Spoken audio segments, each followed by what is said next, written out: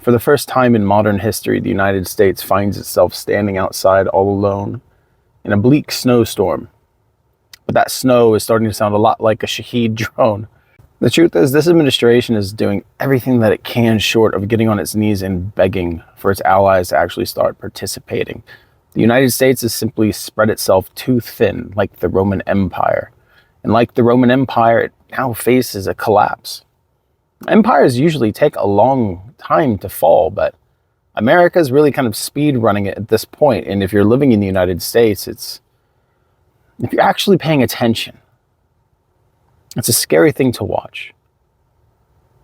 And if you're sitting outside the United States and your country is doing everything it can to make sure that it's going to survive and be around for your children and your grandchildren, then you have to count that as a major success and validation. The truth is, the entire world and closest friends and allies at this point have looked at the plea from the President of the United States and have just decided to give it a hard pass. If you're an American, which you don't realize because mainstream media doesn't tell you, and barely anyone talks about it on the internet, is that the rest of the world, especially our allies, former allies, Europe, they're doing everything that they can to protect themselves from us. This illegal excursion campaign into Iran, destabilizing the Middle East, has brought serious destabilization to the energy markets in Europe. Consequences that they never agreed to take on, and now they see themselves as energy independent. And no longer are they looking to the United States, but they look to Canada, they look to Norway to make sure that they're getting the liquid petroleum gas that they actually need. Fortunately, Norway was up to the task, but again, this entire thing that we've been experiencing, from the Iran war, to the threats to Greenland, to the threats to Canadian sovereignty, the manufactured humanitarian crisis in Cuba, the strikes against Venezuela, the strikes against Nigeria, the basic abandonment of Taiwan, stripping away defense missiles from South Korea. America's done everything that it possibly can to ensure that its allies cannot trust it. So we find ourselves as Americans now in the position where we look around and see ourselves truly alone in a dangerous time. But it's only a dangerous time because America itself, the United States, has made it so dangerous. The truth is, we are the bad guy. I don't mean that because I hate my country. I have a deep and abiding love for my country. I am a patriot in the truest sense of the word. But more so do I love humanity. I love people.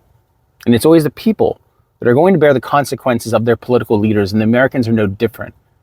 There's no exceptionalism when it comes to the American people and the fact that they're going to bear the brunt of the negative impacts that this administration has caused. And if you feel like you're not the bad guy, if you feel like none of this represents you, then you have to say it. You have to put your voice out there. You have to stand up and say no. Even if you have no power, there's validation and there's power in a simple act. Because small examples set chain reactions where people can be brave. And this is a time now where Americans need to be braver than they perhaps have ever been before. The truth is, there is a rise of a Christian nationalism and fascist movement in the United States of America, whether you would believe it or not. Open wars upon you, whether you would see that war or not. In this past week, I think it's become more real for us as we see the coffins of our young soldiers, our young troops, being unloaded from airplanes as Donald Trump sits there with the baseball cap on that he's selling on Truth Social. There's no respect for the sacrifices of the poor, the working class, those who grew up rough, who are just trying to find their way in this world. And that's what the military is. I know because that's where I'm from. That's what I know. It's not people of privilege who join the enlisted ranks of the military. And as somebody who's from those ranks, I can tell you, these people don't care about you. They don't care about your death. In fact, this administration in particular mock the sacrifices of our war dead, no matter where you're from. So to my European and Canadian viewers who've been watching this unfold over the past few months, your feelings have been validated. America has become a rogue state, and your leaders though spending more money than I think you're typically used to, are doing the things that they need to do to actually protect their countries. You see, it's easy for politicians to act when there's no confusion, when there's a galvanizing force in the world that you need to prepare for. And that's what the United States has become for many countries.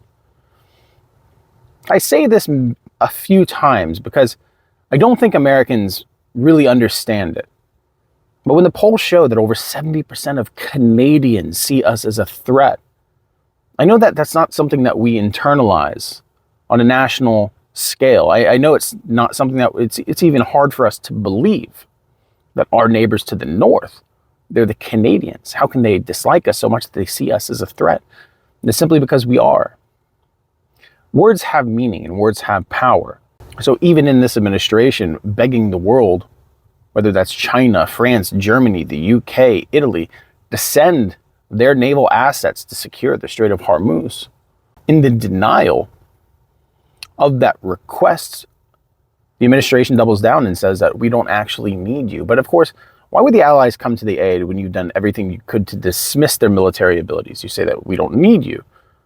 You disrespect their war dead, saying that, well, the NATO forces stood a little bit back for the lines. You know, we were the ones actually doing everything.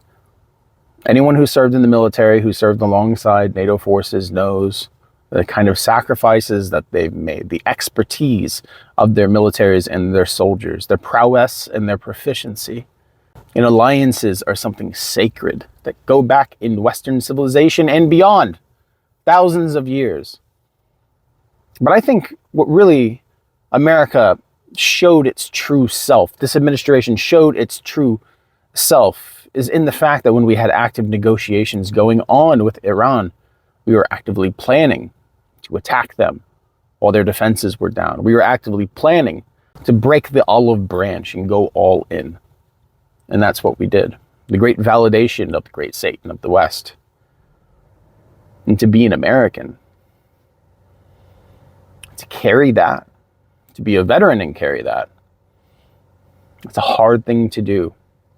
And it makes you question everything, not just about this administration, but our actions throughout my entire lifetime, our actions throughout living history.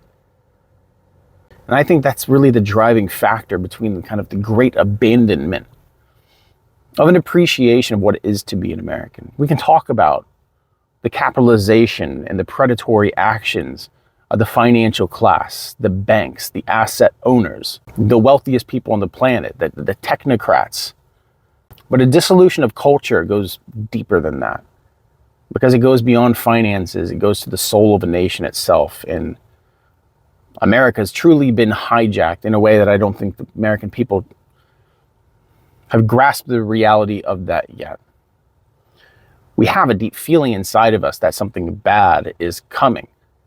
People can't name it, but I can tell you this.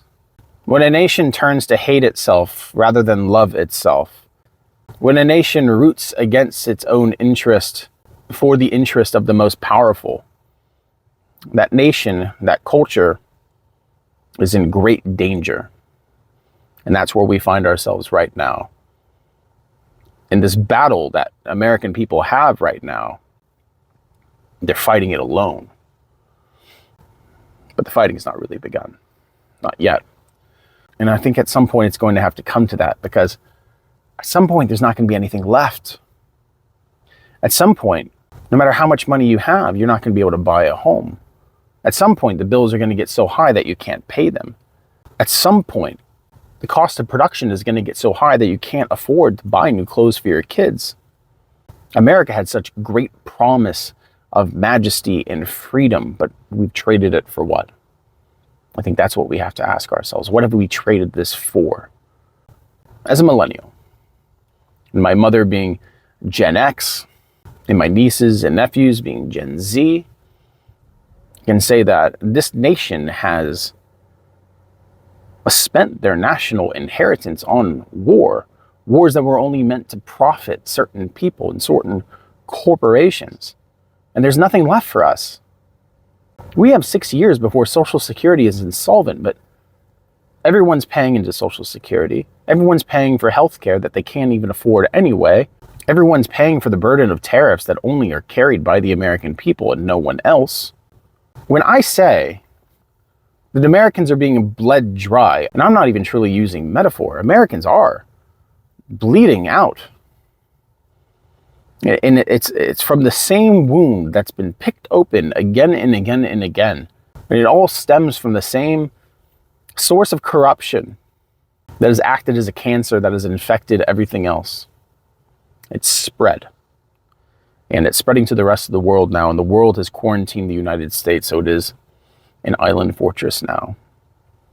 And now, with all the allies turning away from America, America needs a W. It needs an easy win, or so it thinks would be an easy win. So the eye turns south towards Cuba now. The video I made on Cuba actually went quite viral on TikTok. I mean, like over 10 million views. Even being featured by Don Lemon. And as much as I hate the mainstream media, I can tell you that when they start sourcing from people like me, it's not a good sign. It means they're relying not on the kind of journalistic integrity that this system needs, but rather the algorithm. The algorithm's turning towards Cuba now, and the manufactured humanitarian crisis that they've been suffering through for over a month now has escalated to the point where basically everything that we said was going to happen to them has happened. The hospitals have shut down. The infirmaries have shut down. 50,000 people who need chronic care have been denied. People who need chemotherapy are not getting it. There is no fresh water. There's no water coming from anywhere. Disease runs rampant as there's no waste collection. In the lives of the future generation of Cubans is beyond being in question, as that nation is dissolving before our very eyes. And still silence from the American media. But the kind of hubris coming from the main character syndrome of our administration right now is saying that Donald Trump is going to be the one to have the honor of taking Cuba, again, is a denial of any kind of national sovereignty or personal sovereignty that a people from a very specific nation, with a very specific history, should have control over. The justification is the humanitarian crisis. The justification is the collapse of the energy sector, but that's only been done because America hasn't allowed any oil to flow in there for over a month now. America would see millions of people starve, thousands die, a nation disappear from the map, from the future history, simply for a cheap, easy political win. And that's what we're seeing. And it's abominable behavior. And through our silence, we condone it. It's heavy thinking, I understand, but it's something that the world is seeing. The world hasn't been quiet about it. The world's been loud about it. And the world sees America for the actions that it's putting out into the world. And it's off those actions that it's deciding to part ways. And I can't blame them. Tell me what you think in the comment section. Like and subscribe if you're still here. It helps out with the algorithm. We love you guys a lot. And I hope you take care. And I hope you have moments to appreciate the things around you. Because life is going to get more difficult. But that doesn't mean that it's the end for us. And that's what we need to understand. The truth is, in time, all tyrants die and new times begin. There is always light over the horizon. Remember that. Food for thought as always. Take care.